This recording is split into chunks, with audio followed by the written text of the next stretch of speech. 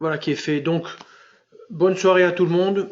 Voilà une formation ce soir au trading actif.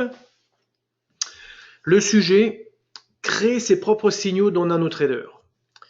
Alors, cela suppose travailler avec l'éditeur Express. Donc, ce soir, c'est un sujet un peu technique, mais le but, c'est de montrer que même si on ne sait pas programmer, on sait faire des choses, on peut faire des choses relativement intéressantes. Donc, voilà le programme. Alors, vous voyez en jaune, en haut, Nano Full Requise. Pour ce type de sujet, il faut avoir l'abonnement Nano Full. Alors, l'agenda, en quoi consiste-t-il? Premièrement, une introduction, quelques, on va dire, concepts, quelques mots, de vocabulaire un petit peu, etc. Et puis après, on passera à des exemples. Donc, vous voyez différents exemples. Et à la fin, je rappellerai les ressources éducatives qui existent pour ceux qui veulent apprendre ou se perfectionner dans Express, qui est le langage de programmation. Alors, pour être plus précis au niveau du sujet ou on va dire des différents exemples sur lesquels nous allons travailler ce soir, voici 4 images qui représentent 4 types de signaux. Et ce que l'on fera, c'est on apprendra à programmer des signaux sur la base de ces 4, on va dire, conditions. Si on prend le premier signal, MM, ça veut dire moyenne mobile. Donc, un croisement de moyenne mobile, on veut rentrer en position, grosso modo. Après, on incorporera une petite condition supplémentaire. On dira, je veux rentrer en position sur la base d'un croisement de moyenne mobile, plus une condition sur la pente de la moyenne mobile. Oui. Donc, par exemple, je veux qu'il y ait une pente positive, comme ici, par rapport à ici où il y a une pente négative. Donc ça, c'est un moyen de filtrer son signal, de le réduire. Ici, on imposera une condition supplémentaire. On dira, je veux qu'il y ait un croisement de moyenne mobile, je veux qu'il y ait une certaine pente, et je veux que le MACD soit, comme dans le cas présent, en hausse. Vous voyez? Donc, une condition supplémentaire. Et puis ici, on passera à un tout autre type de signal. C'est un signal de la plateforme Nano qui est, je dirais, que l'on peut exploiter dans le cadre de la programmation en récupérant en fait certaines informations et en les réutilisant à notre profit. Ici, par exemple, range breakout, voilà, le signal auquel on associe en fait une condition sur la pente de la moyenne mobile. Donc c'est un outil à la base de la nano. On le récupère, on lui rajoute une condition et on est capable nous-mêmes de, je dirais, d'affiner, on va dire, ce signal. Donc, ça, ce sont les 4 exemples. Le but de la présentation, c'est pas de vous apprendre à programmer. Je vais commencer avec un programme tout fait, mais j'utiliserai le même programme et je ferai des petites modifications. Ce programme, je vous l'enverrai par email et vous pourrez faire exactement ce que j'ai fait et vous verrez, c'est très simple. Enfin, je peux dire c'est très simple, mais c'est relativement simple. Chaque fois que je rajouterai une condition ou qu'on modifiera un petit peu ce programme, vous verrez que ça sera peut-être une ligne ou deux, pas plus. Alors, j'espère que le sujet vous intéresse. Alors, qu'est-ce qu'on va couvrir à travers cette petite heure? Premièrement, pour ceux qui ne connaissent pas, et je rappelle qu'il faut Nano Full, mais grosso modo, l'éditeur de programme Express. Ça, c'est, on va dire, l'application à travers laquelle on programme. La syntaxe d'un signal. Bon. Un signal, c'est un élément parmi d'autres, stop, filtre, etc. Donc, un signal, ça a une certaine structure, on va dire, une certaine écriture, une façon, une syntaxe. On va apprendre ça. Et puis, pour récupérer des informations d'autres indicateurs, comme par exemple le range breakout, on apprendra à importer des éléments d'un autre signal, par exemple, ou d'un autre indicateur dans notre signal. Et puis, un rappel sur ce qu'est le Meta-Sentimentor, qui a un rôle très important. Et puis, en même temps, en parallèle avec ça, on apprendra en fait à ajouter ses propres alertes, les alertes qui envoient des messages, qui font sonner on va dire votre ordinateur, ou alors qui vous envoient des emails. Donc ça, c'est des choses qu'on va couvrir. À l'issue de cette présentation, vous saurez, ou en tout cas, vous aurez un aperçu de ces différents types de différents éléments. Alors maintenant, passons aux choses sérieuses. Ouvrir l'éditeur de programme Express. Alors le plus simple, c'est que je le fasse. Donc je vais me mettre par-dessus, vous voyez, je mets ma nano un petit peu en haut là. Voilà. Je vais faire la même chose que ce qui se passe ici. Vous pouvez faire ou vous pouvez ne pas faire, c'est pas grave, vous pouvez aussi suivre et le refaire lorsque j'aurai, on va dire, quand vous aurez la vidéo en main. Donc, je vais ouvrir, on a simulation. Ouais, en dessous, simulation. Donc, je vais ouvrir simulation. Simulation, c'est un contrat. Par défaut, j'ouvre garde. Voilà. Donc, j'ai ici un contrat. Je vais fermer ça. Je l'ouvre à fond. Et je suis sur du 1 minute. Et là, en fait, je suis sur du 10 secondes. Donc, je vais me mettre sur 10. Et là, je vais passer sur secondes. Et donc, la nano va créer des barres de 10 secondes chacune. Pourquoi 10 secondes? Parce que comme ça bouge un peu et c'est plus rapide, quoi. Alors, vous voyez que on a accompli la première étape. Maintenant, sélectionnez le compte Paper. On ouvre la barre de personnalisation. On va dans compte, on cherche Paper. Qu'est-ce qui se passe en bas? On voit la fenêtre de compte. On n'a pas besoin de ça. On la diminue. Et qu'est-ce qu'on va faire d'autre? On va chercher un indicateur. Alors, comment fait-on cela?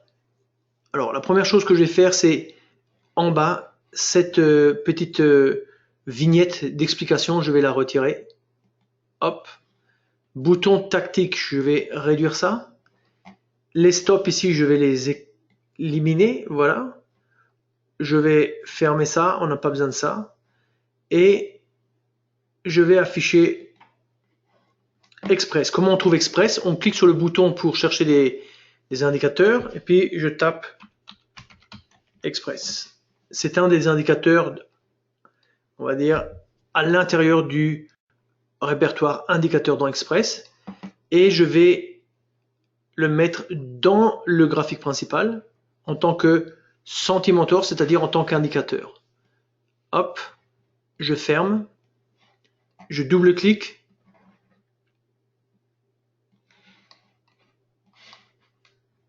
et je suis arrivé exactement comme ce que j'ai fait à gauche. Je suis arrivé à ouvrir l'éditeur de programme de la nano. Ça s'appelle Express. C'est devant nos yeux. Et on va travailler maintenant avec ça. Alors, je vais refermer ça. Je vais mettre ça de côté. Et on va voir la page suivante. Et dans la page suivante, on voit la structure du programme en Express. Alors, ça, en fait, c'est un programme. Et c'est un programme qui est lié, en fait, c'est notre premier exemple. C'est un signal qui est basé sur un moving average, ou en français, une moyenne mobile.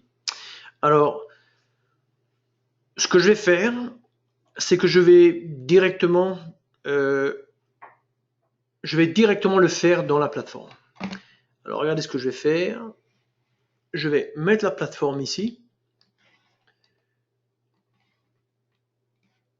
et je vais double-cliquer là-dessus. J'ai mon Express qui est ouvert et en fait j'ai sur la page à côté, j'ai en fait un modèle d'indicateur. Je vous le montre, il est là, modèle d'indicateur.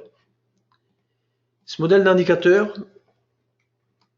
c'est grosso modo une grande partie du texte qui est là. Je vais le prendre, je m'arrête ici, CTRL-C, je vais ici, CTRL-V, je vais le retirer maintenant.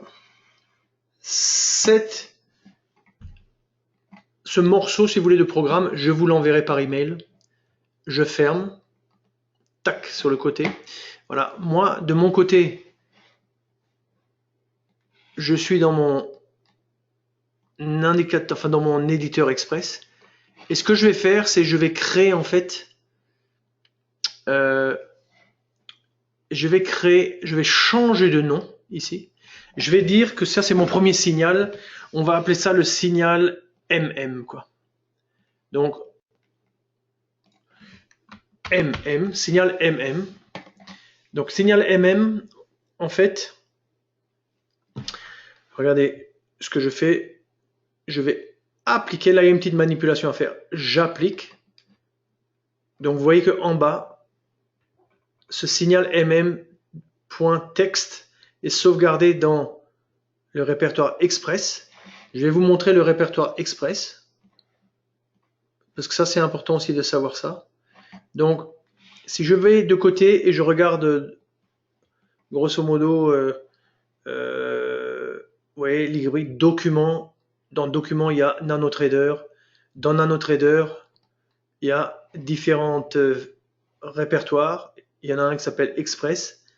Et donc dans Express, c'est là qu'on met en fait nos fichiers de programme, enfin d'indicateurs, de signaux, toutes les choses que l'on programme. C'est dans NanoTrader Express. Maintenant, ce qui se passe, si je vais voir le dernier, donc le dernier, on voit qu'il date de, voilà, le dernier date du 21/3/2017. Ok. Alors maintenant, ce que je vais faire, c'est qu'ici, j'ai en fait, en appliquant, j'ai en fait créé ce nom, signal mm.text. Je fais OK. Et maintenant, je le rouvre et je fais sauvegarder. Et alors, regardez ce qui se passe sur la gauche. Je sauvegarde et apparaît ici signal MM.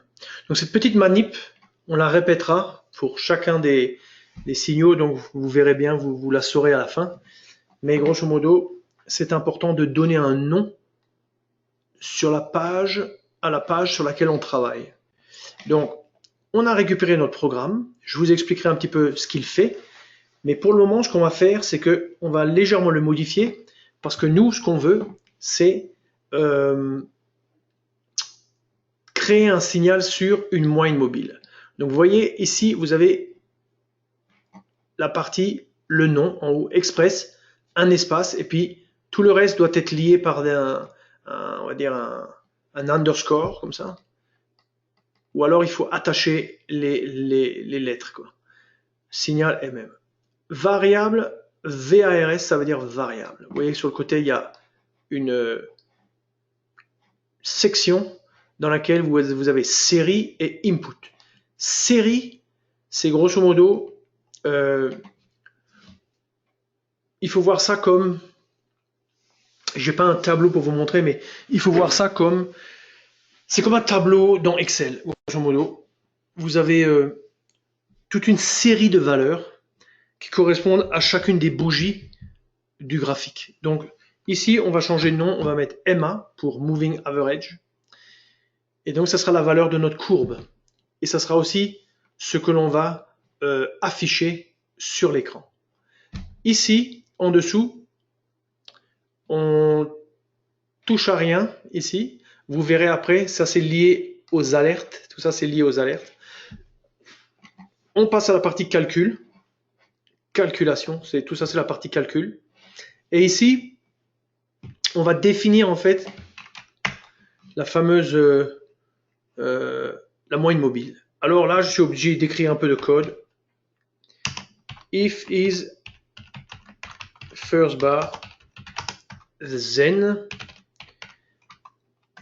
begin end. Et là, on cherche en fait une fonction. La fonction, on peut la trouver en bas. Si je tape moving average, j'insère. Et là, je vais définir la fonction. Et donc, c'est la fonction moving average, donc la fonction moyenne mobile. Et là, on a besoin du prix de clôture, que je peux représenter par la lettre C, virgule. Vous voyez en bas, en fait, la structure de ce moving average. Série source, série objectif, on va dire. Donc, la source, c'est le prix de clôture. L'objectif, c'est MA. On va l'appeler MA. Et puis, on doit donner alors je dirais la valeur de la moyenne mobile. Bon, au niveau de comment dirais-je, la période de la moyenne mobile. Alors, ici, on va mettre MA. Et la période, on ne l'a pas encore définie. On va retourner ici dans Input. On va définir, en fait, avec le signe $, on va définir période. Période, c'est en fait la période de la moyenne mobile. Et on va donner 3 chiffres. On va donner le minimum, on va donner le maximum et on va donner la valeur par défaut. Et on termine par une virgule. Le minimum et le maximum, c'est lié à la possibilité qu'offre la nano de travailler en backtesting. Et en backtesting, on peut faire varier les variables parce qu'on arrive à leur donner un minimum et un maximum.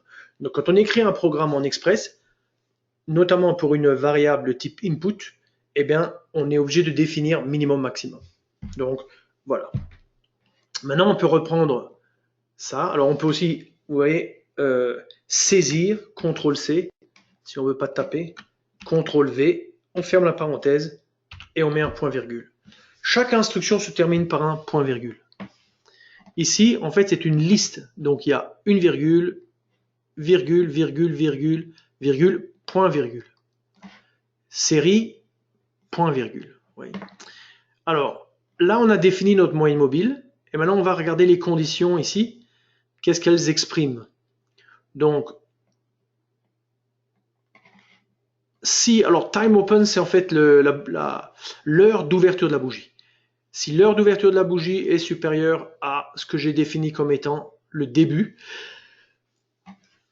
de ma plage de trading et l'heure d'ouverture est inférieure ou égale à l'heure de fin de plage de trading, donc si je suis dans le bon intervalle de temps, et si la barre est complète, c'est-à-dire si on n'est pas en plein milieu de la barre de 5 minutes, mais on est à la fin, alors qu'est-ce qu'on va regarder? On va regarder la position de MA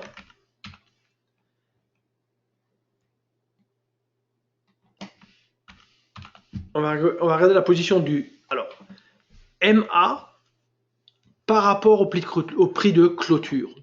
Alors, en dessous, j'ai en fait un petit schéma, mais on va le faire de tête. Ici, on est en train de regarder, grosso modo, la valeur du prix de clôture par rapport à la valeur de la moyenne mobile.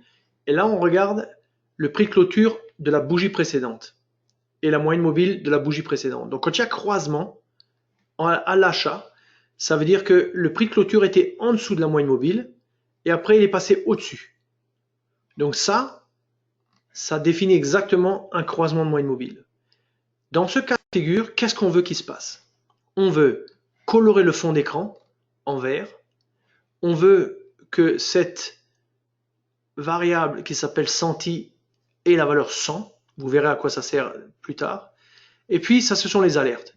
Si on a activé en fait l'alerte d'envoi d'email, eh bien, envoyer un email, et ça, c'est ce qu'on marque comme communication. Ça, on peut le changer, on peut rajouter des choses, etc. Laissons tout comme c'est. Pour le moment, on découvre. On est là pour découvrir. Ici, on déclenche un son ici, on déclenche l'apparition d'un message. Si les conditions qui sont exprimées ici ne sont pas réunies, alors on essaie une nouvelle condition, c'est la condition pour un signal de vente. Si le prix de clôture est au-dessus de la moyenne mobile de la bougie précédente, et si le prix de clôture est en dessous de la moyenne mobile, alors on est en présence d'un signal de vente, on colore le fond d'écran en rouge, le fameux senti devient 0, et on a les conditions ici pour les alertes. On sort maintenant de la partie calcul, on tombe dans la partie interprétation. La partie interprétation, c'est grosso modo ce qu'on veut faire. Donc, ça se présente sous la forme d'une variable qui s'appelle sentiment. Et ici, vous voyez, on a défini ce senti à l'intérieur de la partie calcul et on dit ici sentiment égale senti.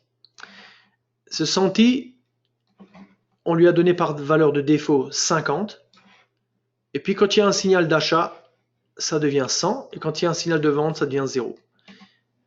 Ici, on veut afficher notre moyenne mobile. Voilà.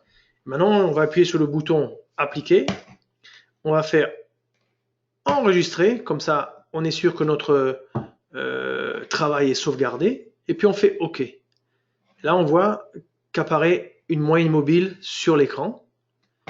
Et si je resserre un petit peu l'échelle ici, vous voyez que il y a eu une clôture ou des clôtures ici. Alors ce qu'on peut faire, c'est on va provoquer, vous voyez, quand on ouvre maintenant notre programme, tout ce qui était dans la partie variable ici, au niveau de input, maintenant apparaît la période. Vous voyez.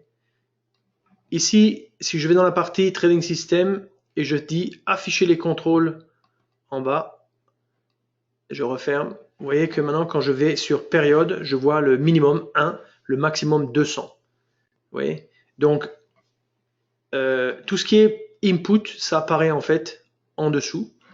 Il y a différents inputs. On a la période. Alors, on avait dit de telle heure à telle heure. Alors là, on a mis de 0h à 23h59. Donc, on couvre toute la journée. Le message, eh bien là, on va par exemple mettre oui.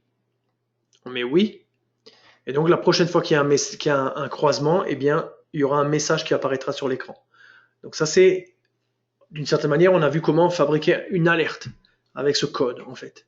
Alors, ce qu'on va faire, c'est on va modifier, vous voyez, avec la molette, je bouge, tac, vous voyez, signal, il y a un signal qui apparaît, hop, je vais le baisser encore, hop, hop, hop, hop, hop, signal apparaît, voilà.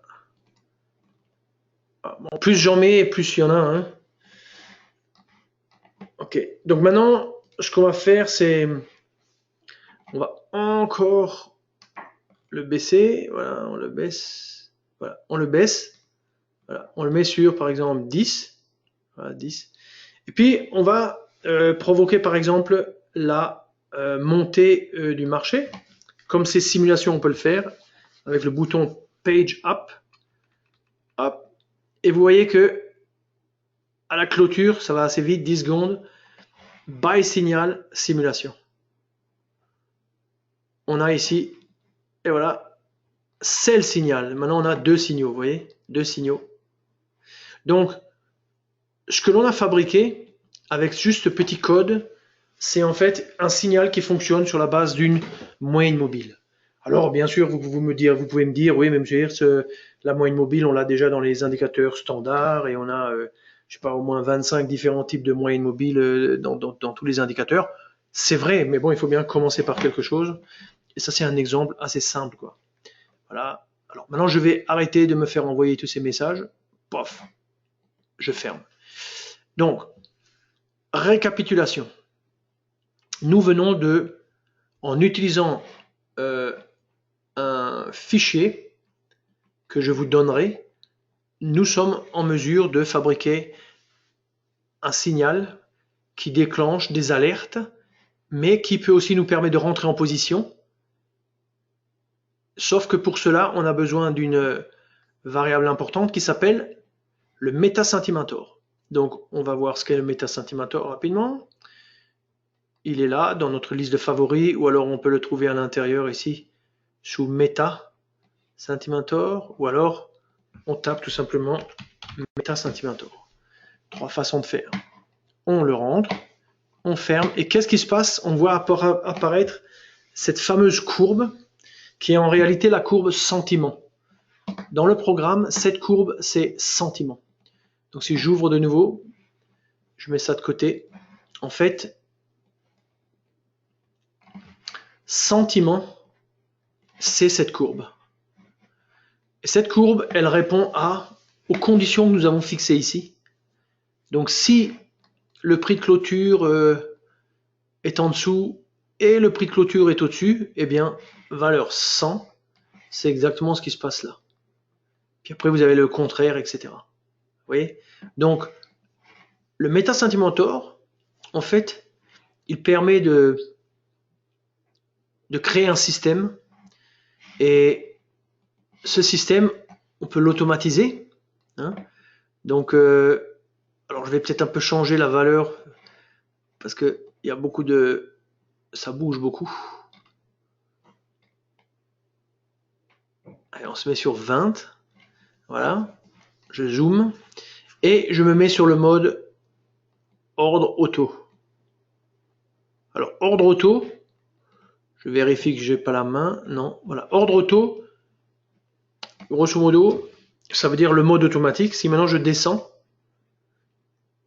il faut bien sûr que ça va tous les 10 secondes, c'est très rapide. Il faut que ça clôture en dessous. Ça clôture en dessous, et qu'est-ce qui se passe? Eh bien, il se passe que on est en position moins 2. Il faut dire qu'on a un volume de 2. Moins 2. Et plus 2 maintenant. Qu'est-ce qui s'est passé? On a retourné la position automatiquement. Pourquoi? Parce que dans les paramètres ici, vous avez ce paramètre meta-centimeter peut fermer et retourner les positions. Donc si on ne veut pas retourner les positions, on décoche ça. Si on veut que des signaux longs, on coche et on décoche ça. Si on veut que des signaux short, le contraire, etc. Bon, ici, on n'est pas là pour parler vraiment de trading automatique, mais vous voyez quelle est l'utilisation de meta-centimeter? Ben, c'est la courroie de transmission, c'est ça qui nous permet, grosso modo, de passer au trading automatique. De la même manière, quand on veut faire du backtesting, on doit aussi utiliser meta-centimeter. Donc, il a deux fonctions de nous permettre de travailler en backtesting et de travailler en trading automatique. Maintenant, revenons à notre signal. Je vais juste mettre l'écran de côté.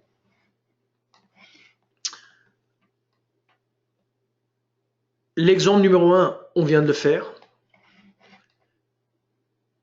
Et donc, maintenant, on va passer à l'exemple numéro 2. L'exemple numéro 2, c'est une moyenne mobile, mais on rajoute une condition sur la pente.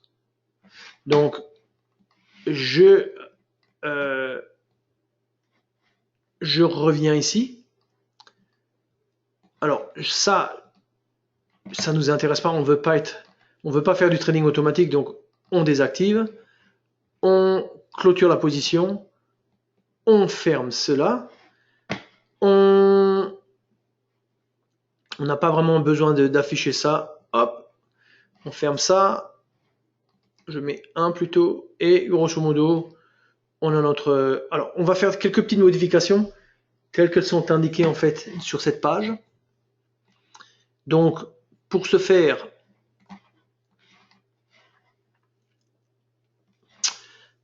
je vais ouvrir ça.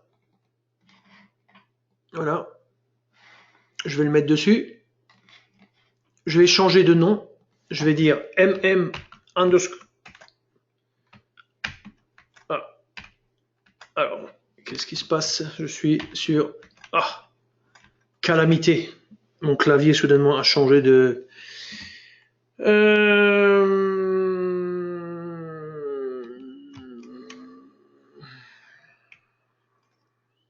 Bon, enfin, c'est pas grave. Je vais mettre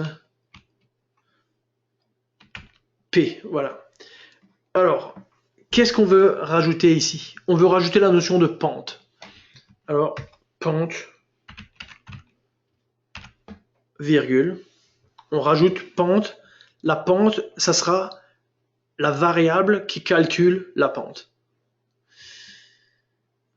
On va juste faire la petite manip pour que ce signal n'écrase pas l'autre. Donc, on fait appliquer. Alors, il n'aime pas ça. Il préfère ça. Mais comme il me laisse pas faire, bon, c'est pas grave. On va juste le laisser comme ça, MMP. On va mettre pente. MM et MM pente. Voilà. On applique. On ferme. Le nom est donné à ce niveau-là. On double-clique. On sauvegarde. Et maintenant, dans notre répertoire, on a ce nouveau fichier qui est ici, quoi. Alors, qu'est-ce qu'on change? On veut une pente. On veut une pente minimum qui est une sorte de seuil. Alors, comme je ne sais plus faire des underscores, je vais mettre mini et 0,0001. Ça, c'est le minimum. Pardon. Le maximum 1.000. 3 après la virgule. Hein. Virgule. Par défaut, 0,05. Virgule. Virgule. Le pas, c'est-à-dire tous les combien on bouge, tous les 0,01 unités. Virgule, combien de chiffres après la virgule? 3. Ferme la parenthèse, une virgule. Donc ça, c'est l'insertion du paramètre pente mini qui nous permettra de régler notre signal. Ensuite, ici, on l'avait fait légèrement différemment, le moving average, pas de problème. Mais grosso modo, on va se retrouver là. Et qu'est-ce qu'on va dire? On va dire, si MA est différent de 0, alors la pente est égale à 100 fois A. Voilà. Égale 100 fois 1 moins, et ça il faut me faire confiance pour la pente. Une petite seconde que je me rappelle comment on définit cela encore. 1 moins MA 1. Alors là, mon clavier, il veut pas me laisser faire les choses normalement, c'est pas grave. Hop, divisé par MA, ferme la parenthèse, point virgule. Ça c'est, faites-moi confiance, pour calculer la pente. On va pas s'attarder là-dessus, mais c'est comme ça. Il faut utiliser cette formule. Donc la pente, on la calcule à chaque barre, tant que le MA n'est pas égal à 0, sinon ça nous donne un problème, si on divise par 0. Et puis, maintenant dans les conditions qui sont là, on a une condition et une autre condition. On va insérer la condition, sinon tous ces calculs ne servent à rien. Et on va dire, et on ouvre la parenthèse, et la pente est supérieure à la pente mini.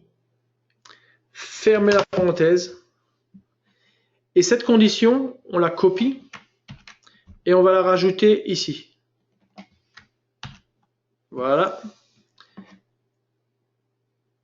Puisque c'est la même condition. Hein. Ce qui diffère dans cette condition, c'est le croisement. C'est la position relative du prix de clôture par rapport à la moyenne mobile. Par contre, dans les deux cas, on impose la même condition sur la pente. Est-ce que ça c'est vrai?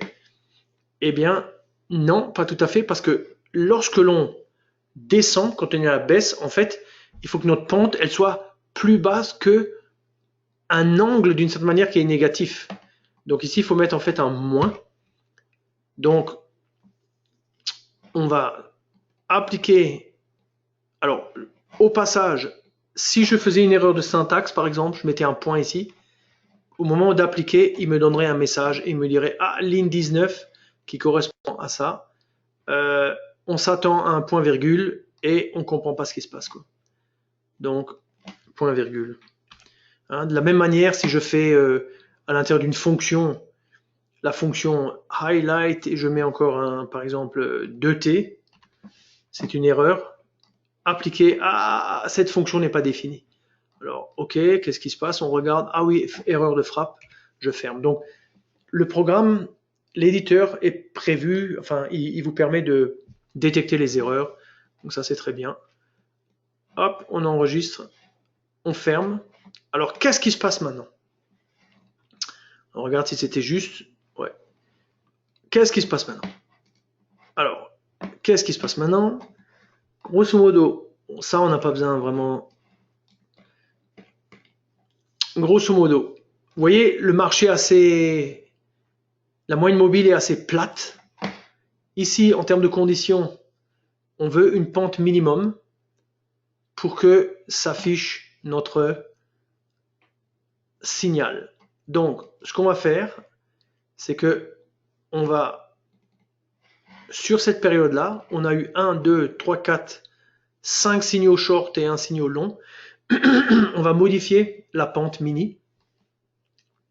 On va la mettre à 0. Quand on la met à 0, on s'aperçoit quoi? On s'aperçoit que ça a modifié on va dire nos signaux, puisque ici au départ, on n'a pas que des signaux short, on a aussi un signal long. Maintenant, qu'est-ce qui se passe lorsque on augmente? Ah, on augmente, on augmente, on augmente, on augmente, on augmente, on augmente, on augmente. Donc, plus on augmente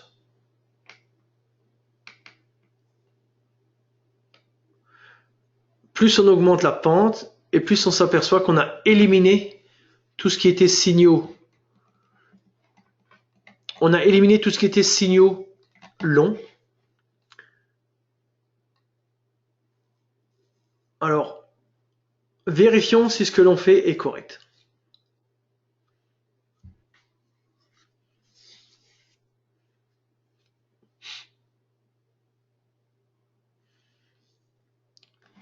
Si je me remets à 0, j'ai un ensemble de on va dire de différentes choses ici. Alors,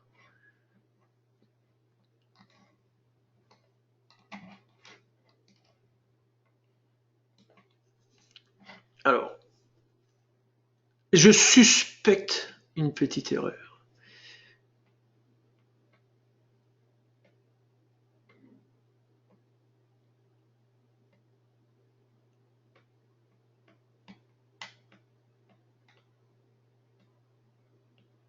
Je propose de ne pas rester coincé là-dessus, mais d'avancer pour plutôt le côté technique de la chose, et je reviendrai là-dessus.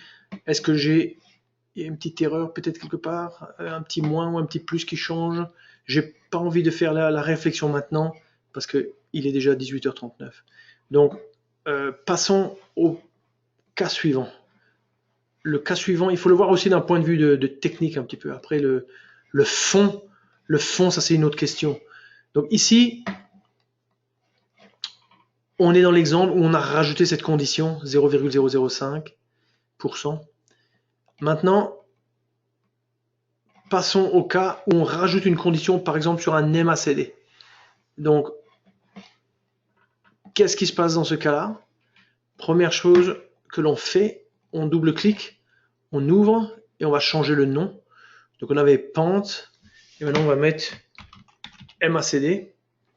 On fait donc appliquer, on ferme. Le nom a été pris ici, on double-clique et on veut s'assurer qu'il soit enregistré. Voilà, maintenant il est enregistré. Alors qu'est-ce qu'on veut faire ici? Ce qu'on veut faire, c'est on veut faire apparaître le MACD. Donc la première chose, c'est qu'on doit charger le MACD dans l'étude. Donc ici, je vais dans ajouter un indicateur. Je cherche dans indicateur le MACD. Voilà le MACD. On l'affiche comme Sentimentor, c'est-à-dire comme indicateur. On ferme. Voilà. Alors, je vais ouvrir ça. Je vais monter le MACD un cran au-dessus. Je ferme ça. Alors ici, tout de suite, réflexe. Le MetaSentimentor, lui, il calcule, je dirais, cette fameuse courbe de signal sur la base de tout ce qu'on lui donne. Donc un MACD, ça a en soi-même une interprétation, qui est la suivante. Donc nous, ici, on ne veut pas que ça joue dans le calcul de notre signal, c'est nous qui voulons définir la condition. Et donc ce que l'on va faire, c'est que on va ôter ce 1 ici, qui est actuellement le poids donné au MACD dans le calcul de notre signal, de notre sentiment, et on va mettre 0. Hop. Et du coup, ce qui est affiché maintenant en dessous, c'est bien ce qui est en rapport avec notre signal précédent, c'est-à-dire la moyenne mobile et la pente. Maintenant que nous avons fait ça, le MACD est là. Le MACD, quand on regarde au niveau des paramètres, enfin des variables, on a main et trigger line. Trigger line, c'est la courbe rouge pour déclencher les signaux, et main, c'est la courbe bleue. Donc, nous, on a besoin de cette information pour, en gros, importer la courbe. Comment on fait cela? Double-clic pour ouvrir. On se met dans les séries. Et qu'est-ce qu'on fait? On va rajouter MACD. Alors ça, c'est maintenant l'enseignement de comment on importe une série d'un indicateur de la nano. Ouvrir la parenthèse, MACD, point, main, virgule, et puis l'autre, ça s'appelait trigger line. Ouvrir la parenthèse. On peut donner des noms différents, mais pour simplifier, gardons les noms. MACD, point, trigger line, une virgule.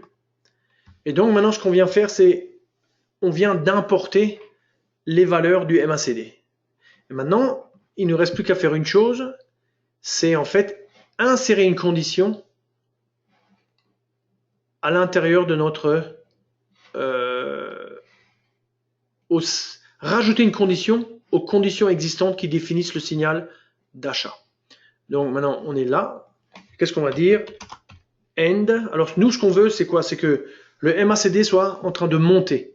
Donc le plus simple, alors on peut prendre soit le MACD, soit la trigger line, qu'importe.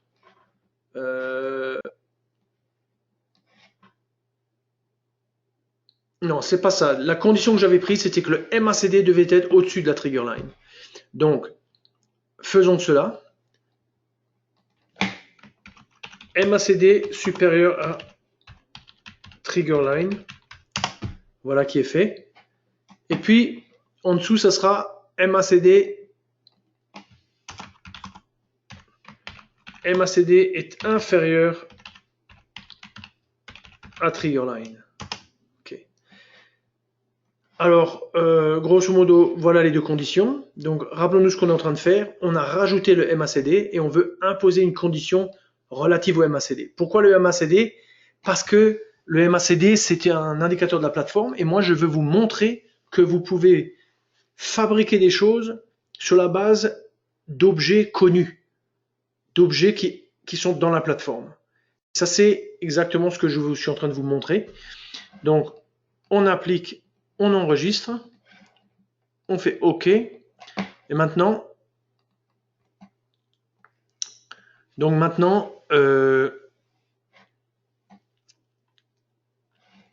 vous voyez ici, alors vous voyez, bon, pourquoi a-t-on un signal ici?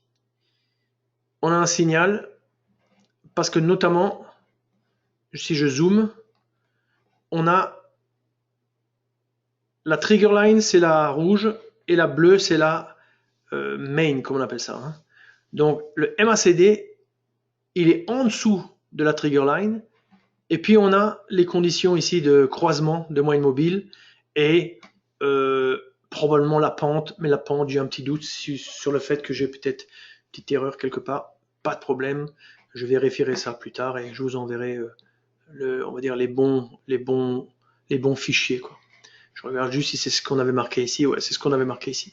Donc là, en gros, qu'est-ce qu'on a fait? On a créé un signal qui est basé sur un objet, c'est la moyenne mobile qu'on a programmée en s'aidant de la fonction moving average. La pente, c'est quelque chose qu'on a programmé et qui est basé sur justement la moyenne mobile, le moving average. Et puis là, on a le MACD qui est comme un objet extérieur, mais qui fait partie des outils de la nano, qu'on importe, on récupère les courbes, et puis on impose une condition supplémentaire. Vous voyez? Maintenant, ce qu'on va faire, c'est que on va changer un petit peu d'objet. On va prendre comme objet de base un des signaux qui est fourni par NanoTrader.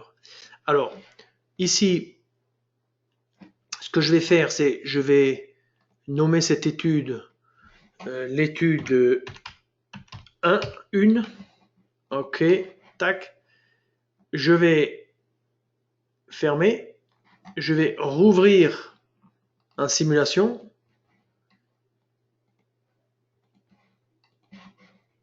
Hop, simulation. Ça, je ferme. J'ouvre en grand. On zoome. On ouvre. On choisit Paper. On ferme ça. Ça, on n'a pas besoin. On n'a pas besoin. On ferme. Ça, on ferme. Et grosso modo, on n'a pas besoin de ça. Qu'est-ce qu'on fait ici?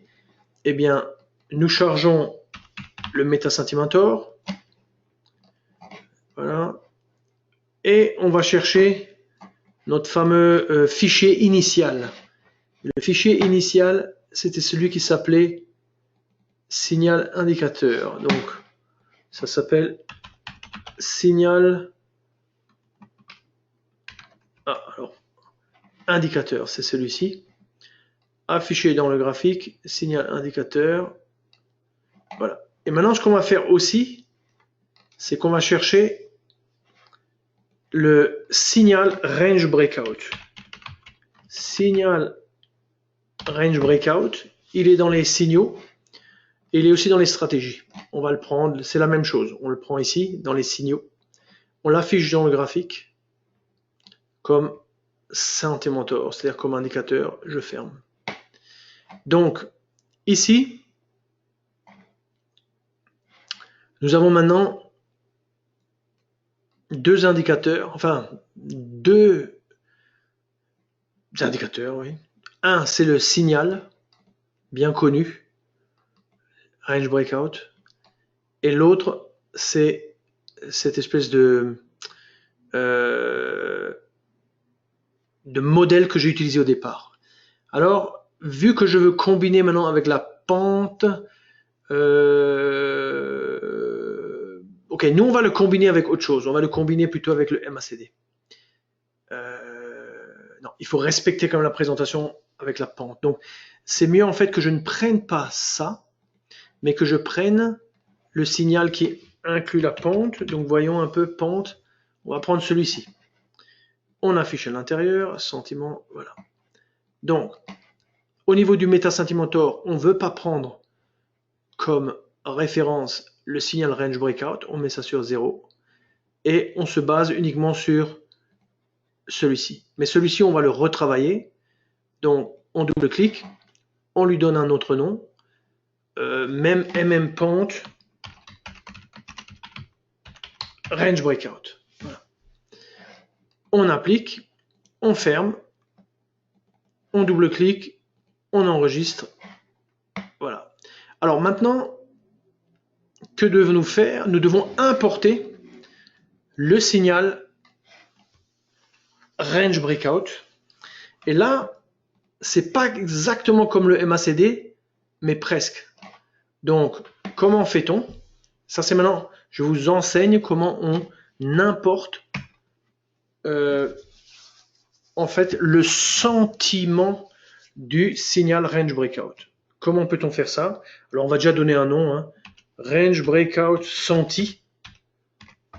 On ouvre la parenthèse. Ça c'est le nom qu'on va donner à cette courbe que l'on récupère.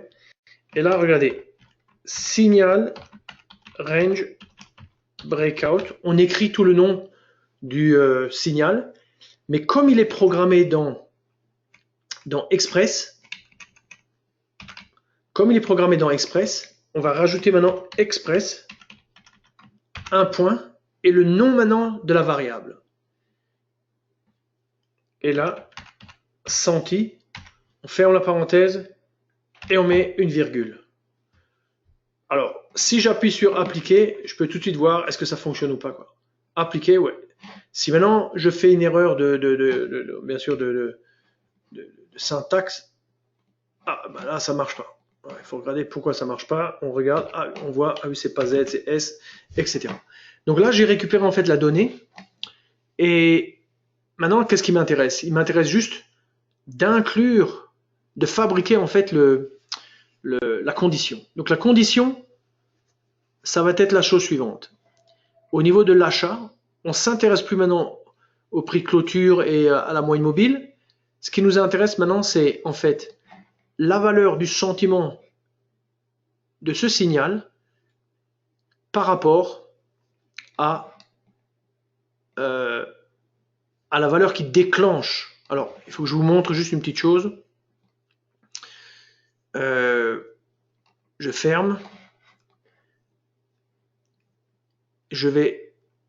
Alors, vous voyez qu'ici, voilà, quand on a un signal, vous avez bien sûr le métasentimentor qui reflète ce signal. Ici, c'est dû au croisement de moyenne mobile. Maintenant, vous voyez qu'ici, il y a un signal aussi, mais c'est un signal lié au range breakout. Donc, ce qu'on va faire, c'est je vais désactiver l'influence du signal basé sur moyenne mobile et je vais activer le signal basé sur range breakout. Vous voyez? Donc, le range breakout, en fait, c'est quoi? C'est ce range. Je vais fermer ça ici. Voilà. C'est ce range qui se dessine automatiquement, qui nous repère un range, et quand il y a une sortie de range, il y a un signal comme on le voit ici. Vous voyez? De la même manière, quand hop, on sort du range, il y a un signal à la hausse. Donc c'est ce signal qu'on va utiliser et qu'on va filtrer en fait avec la pente. La pente au moment du signal. Quelle est la pente ici? Alors, pour ce faire, pour le déclenchement, ce qui est important de voir, c'est que vous avez deux seuils par défaut, 76, 24. Oui. Donc quand la valeur est en dessous de 76 et elle passe au-dessus, grosso modo, il y a un signal d'achat. Quand la valeur est au-dessus de 24 et elle passe en dessous, eh ben, il y a un signal de vente. Donc c'est ça qu'on va programmer maintenant. Je change maintenant, hop, et je me remets comme j'étais avant. Voilà. Et je vais ici, et je dis quoi? Eh ben, je dis quand RB senti, quand le sentiment du range breakout de la bougie précédente est inférieur à 76 et que le range breakout senti est supérieur maintenant à 76, c'est clairement un signal d'achat et on le veut que si la pente est supérieure à la pente minimale. Et de la même façon, ici, RB senti est supérieur à 24 et RB senti est inférieur à 24 et la pente est inférieure à moins pente mini, alors on a un signal de baisse, quoi. Appliquons, sauvegardons, on ferme. Alors, regardons. Alors, qu'est-ce qu'on voit? On voit déjà que, par exemple, ici, on a un signal d'achat. Donc, on a bien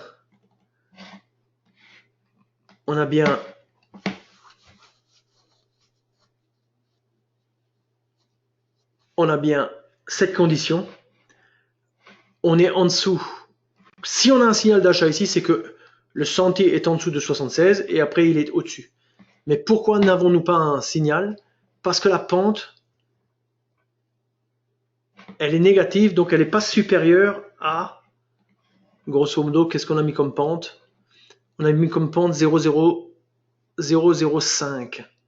Donc, si je descends ça, je ne peux pas descendre plus bas que 0. Voilà. Donc, du moment qu'elle est à la baisse, grosso modo, on ne va pas sortir à la hausse avec ce signal, quoi. Maintenant, observez que en baissant la pente, en fait, ici, du coup, on a annulé aussi le signal. Alors, je vais remonter la pente et regardez ce qui se passe sur le signal de droite. Ah, à un moment, la pente, elle est pas assez pentue et donc le signal ne se déclenche pas. Mais si la pente est assez pentue, alors dans ce cas-là, ce signal s'active.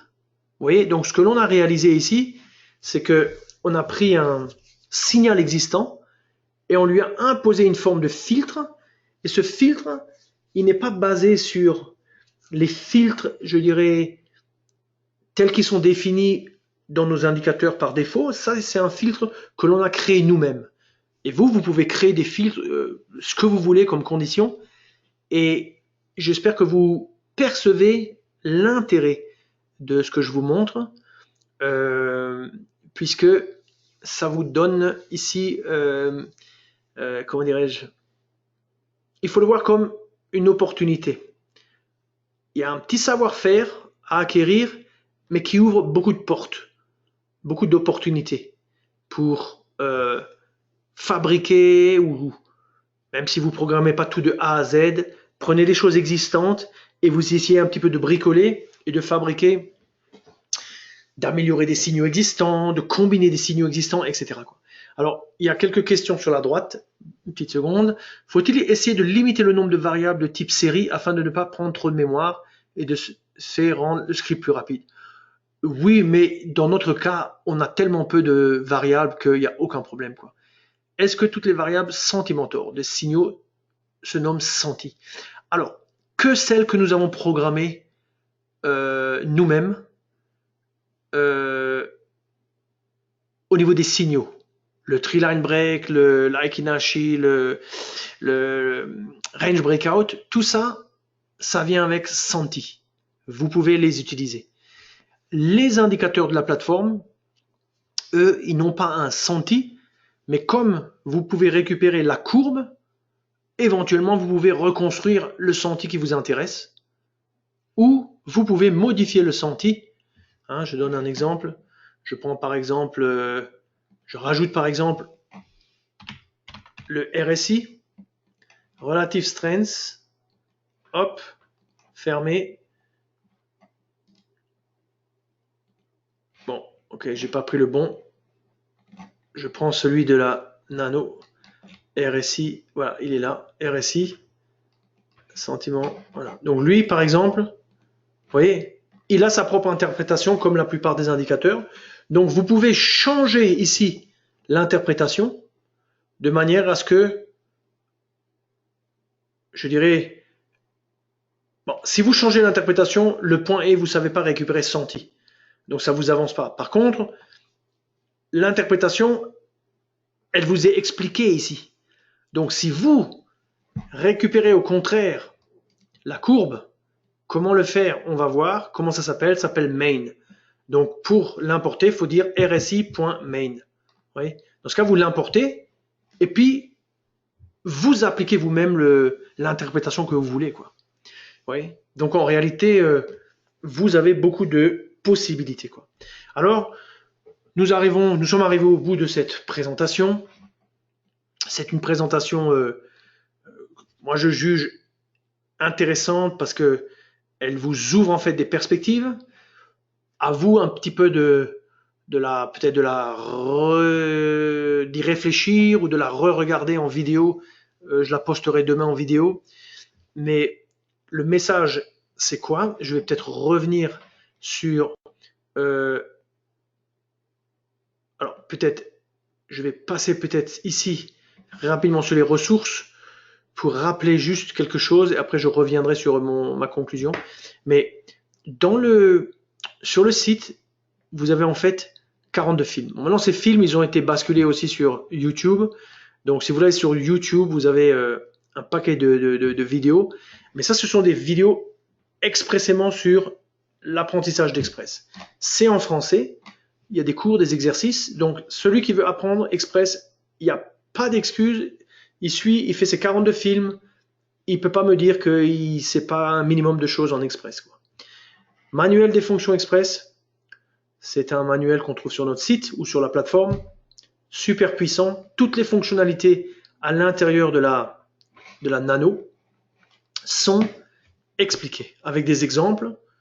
Et vous pouvez récupérer ces exemples, les coller dans un éditeur Express, l'appliquer. Vous verrez ce qu'il affichera sur l'écran, c'est la même chose qu'il y a dans le manuel. La chaîne. Il y a un forum NanoTrader Express Programming. Il faut s'inscrire dans le forum et puis il faut aller visiter. Sinon, vous avez un paquet d'indicateurs qui sont indicateurs dans Express et qui ne sont pas encryptés, qui sont ouverts, des codes ouverts. Donc ça, c'est un excellent moyen aussi d'apprendre à programmer. Et puis vous avez ce code, par exemple, dans le manuel Express. Ça, c'est un autre manuel. Si vous cliquez dessus, vous aurez les bons liens. Et grosso modo, c'est aussi très intéressant de savoir programmer un stop. Et puis vous avez à l'intérieur de la chaîne YouTube, vous verrez, il y a d'autres vidéos, notamment sur ce sujet, programmer une alerte, programmer un signal, programmer un stop, programmer un filtre, programmer des courbes, des bandes, des courbes, colorer des bandes, etc. Tout ça, c'est déjà en film. Vous pouvez le consulter, etc. Donc, en conclusion, si je reviens sur le tout début, en conclusion, voilà, on a vu l'éditeur de programme Express, on a vu c'est quoi un petit peu la syntaxe. Bien sûr, on n'a pas commencé sur une page vide, mais je vous enverrai le fichier indicateur, comme ça vous pouvez répéter l'exercice. Mais grosso modo, il n'y a pas besoin non plus de tout savoir. On peut commencer comme ça, avec ce que je vous ai donné. Vous suivez, vous verrez que peut-être que ça développe chez vous un intérêt pour cela, quoi. Après, vous pouvez toujours apprendre de façon plus extensive ce qu'est la programmation, etc. On a vu comment on importe des indicateurs, et je devrais dire des indicateurs de la plateforme Nano, par exemple le MACD, mais aussi le range breakout, le signal range breakout. On peut importer les deux. Donc c'est très puissant, ça veut dire qu'on peut modifier des indicateurs, modifier des signaux, combiner des signaux avec des indicateurs, combiner des signaux entre eux, etc. Donc à partir de matériaux existants, on arrive à faire beaucoup de choses avec cette présentation de ce soir. Et puis, MetaSentimeter, on a vu sa fonctionnalité. Et puis, les alertes, vous avez vu comment elles sont là, il n'y a rien à programmer, elles sont déjà dans le texte, pour ainsi dire. Elles sont écrites, il suffit juste d'activer, oui ou non, on veut les activer dans la partie utilisation. Donc voilà, la présentation est terminée, j'espère que ça vous a plu. Et je vous souhaite une très bonne soirée et un bel été. Allez, au revoir à tout le monde.